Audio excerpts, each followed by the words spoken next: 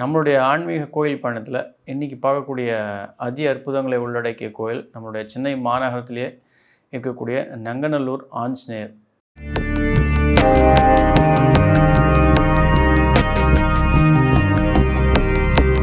நமஸ்காரம். ரகசிய உண்மை நேயர்கள் அனைவருக்கும் என்னுடைய அன்பான வணக்கங்கள், வாழ்த்துக்கள். அடியார்கள் வாழ, ரங்கன் நகர் வாழ, சிறகோப்பந்தன் தமிழ்நூல் வாழ, கடல் சூழ்ந்து மண்ணுலகம் வாழ, மனவாள மாமுனியே இன்னும் ஒரு 100 ஆண்டு வாழியே. இந்த 34 அடி உயரமுள்ள ஒரே கல்லால் வடிவமைக்கப்பட்ட இந்த ஆஞ்சநேயருடைய தனி சிறப்பு நம்ம சொல்லணும் அப்படின்னா, காஞ்சி மகா பெரியவர் சந்திரசேகர சரஸ்வதிகளால் அந்த இடமும் கிட்டத்தட்ட ஒரு 6 கிரவுண்ட் நிலப்பரப்பை செலக்ட் பண்ணி கொடுத்ததும் அவர் தான். அந்த கோயிலுக்கு ஆஞ்சநேயர் வடிவமைக்கப்பட வேண்டிய கல்லை தேர்ந்தெடுத்தவரும் காஞ்சி மகா பெரியவர் தான்.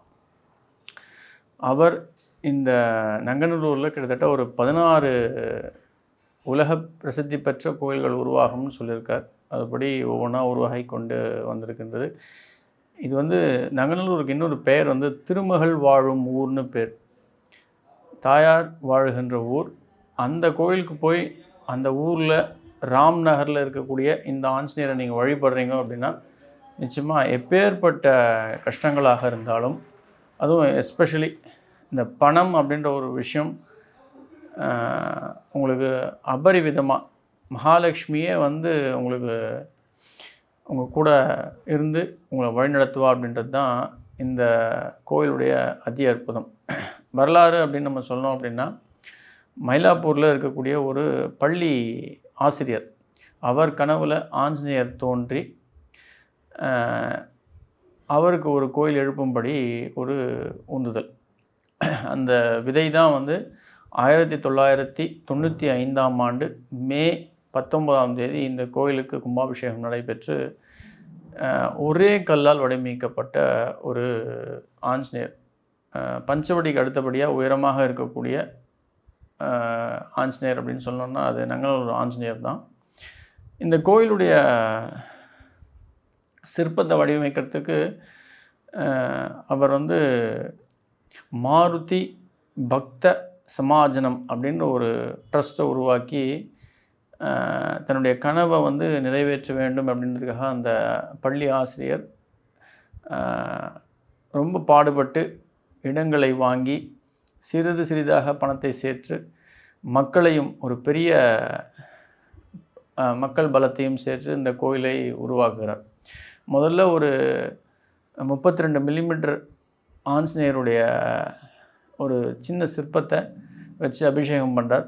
ஒரு 10 வருஷத்தில் அத்தி மரத்தினால் ஆன ஒரு ஆஞ்சநேயரை கிட்டத்தட்ட ஒரு 34 அடிக்கு உருவாக்கி வழிபட்டு 95ஆம் ஆண்டு 1995ஆம் ஆண்டு இந்த கோயில் நிறுவப்படுகிறது. ஏற்கனவே இந்த சிற்பத்தை கல் சிற்பத்தை செலக்ட் பண்ணுறதுக்கு கிட்டத்தட்ட 2-3 இடங்களில், திருச்சியில் ஒரு இடத்துலையும், வேலூரில் பாஷ்யம்ன்ற இடத்துலையும் அந்த சிற்பத்துக்கு கல்லை தேடுறாங்க. அந்த இடம் எதுவும் ஒத்து வராதால் கடைசியாக வந்தவாசி, காஞ்சிபுரத்தை அடுத்த வந்தவாசியில் ஒரு இடத்துல ஒரு கல்லை தேர்ந்தெடுத்து அந்த கல்லை காஞ்சி மகாபெரியவர் சந்திரசேகர சரஸ்வதிகள்கிட்ட எடுத்துகிட்டு போய் காமிச்சு ஒரு பாகத்தை அவர் தான் உபவாசம் இருந்து இந்த கல்லையும் தேர்ந்தெடுத்து கொடுக்குறார்.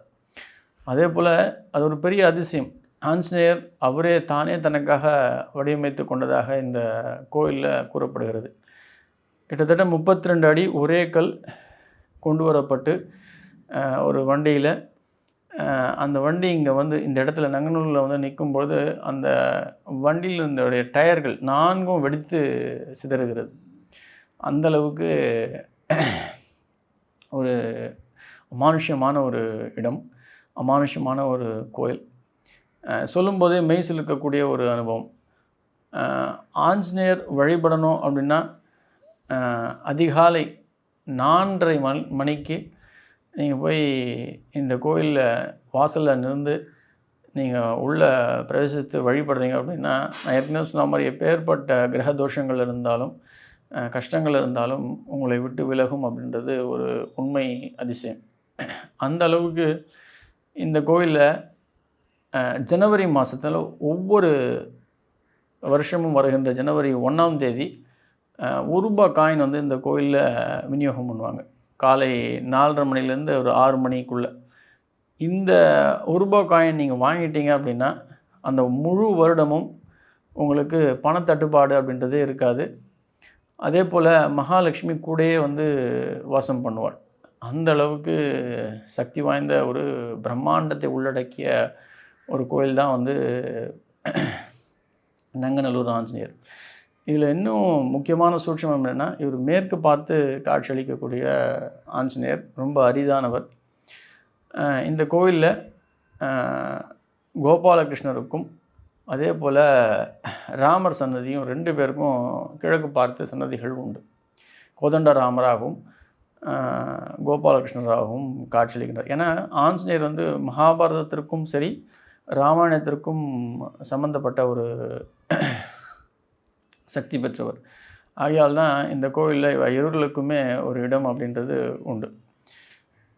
ஆஞ்சநேயரை நான் திருப்பி சொல்கிறேன், வழிபடணும் அப்படின்னா சனிக்கிழமையில் காலை 4:30 மணிக்கு இந்த கோயில் திறந்துடுவாங்க.